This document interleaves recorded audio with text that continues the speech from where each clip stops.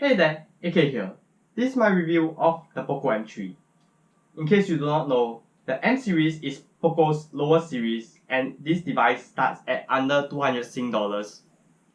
Let's see what it's capable of. Beginning with the design, this one is very POCO. In a day and age where most phones are either trying to look like glass or is made out of glass, the plastic body of this is very plain and in a way that makes it really eye-catching. Another benefit of a simple plastic body like this is that you don't have to care about fingerprints or even scratches, except for maybe the top, which is made out of glossy plastic. I've not been using a case on this device since the start and it still looks really good, so yes, I love this design. Next up, performance.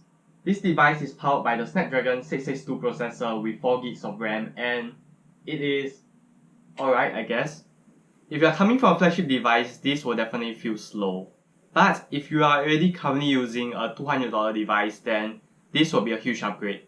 Your day-to-day stuff like surfing the web and scrolling through the UI, the performance isn't the smoothest, but at this price range is among the better ones out there.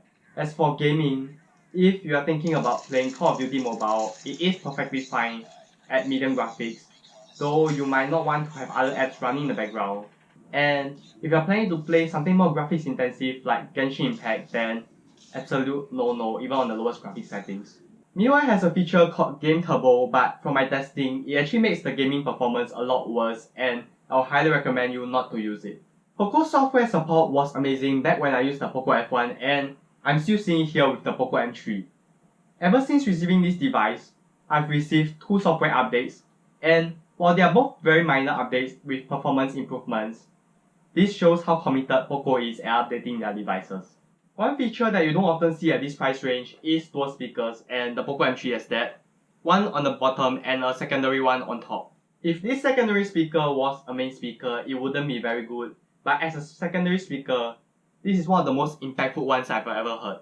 This specific part will really help process those awesome 48 megapixel pictures you're snapping.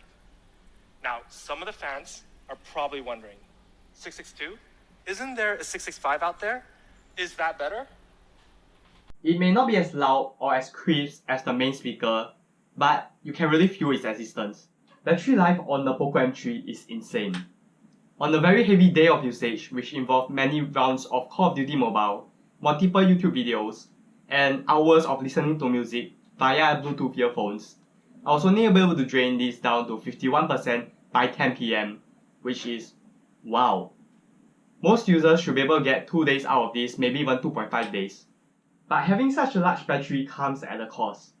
Despite having 18 watts fast charging, I was only able to get this from 0 to 100% in over 3 hours using the included wall adapter. You'll want to charge this device overnight. Speaking of charging, the POCO M3 has a USB Type-C port. If a $200 device like this can have USB Type-C, there's really no reason why anyone should get a micro USB smartphone anymore. Finally, let's get to the cameras. The POCO M3 has a triple camera setup on the rear, though, in my opinion, this is a lot closer to a single camera setup.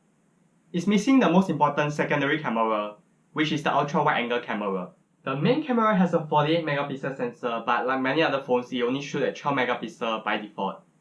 There is a 48 megapixel mode, though in this day and age, 48 megapixel isn't that impressive. The main camera does a pretty okay job in the day, though I would recommend turning off the AI mode for better colors. There is no optical zoom, only digital zoom here, and at 2 times, the pictures still turn out okay, but anything more, it gets really blurry. At night is when this thing really struggles, and that is expected for the price tag. Night mode does help reduce the blurriness, but it introduces a lot more noise. Under very extreme conditions, it doesn't bring in as much light as some of the flagship devices, but it does a pretty good job at improving the details. The longer exposure from the night mode also really helps under situations where you have very strong artificial lighting, though make sure your hands are steady. The other 2 cameras are your depth and macro cameras, though both of them only have 2 megapixel sensors. Portrait shot with the depth sensor is a hit or miss. Sometimes it does a pretty decent job at blurring out the background, but at times it does also miss out some areas, especially some very glaring ones like under the table in this shot. Unlike some other phones that uses the main camera to take macro shots while using the macro camera just to focus, This one uses the actual 2 megapixel sensor to take the shot, and as you can expect, it isn't that great. And for videos, I think you can forget about that at this price range. In conclusion, there are two groups of people I would highly recommend this device to. The first is of course anyone looking for a new phone around 200 Sing dollars. You just can't get better than this. The second group is those that like to download shows onto their phones and watch it everywhere they go. The 128GB version of this phone will only cost you $219 and is expandable with a micro SD card. With that ultra long battery life and that dual speaker, this is one heck of a device for video consumption. That's the end of my POCO M3 review. I hope you like it. If you're interested in getting a device, I have the links down in the description. So yes, see you soon.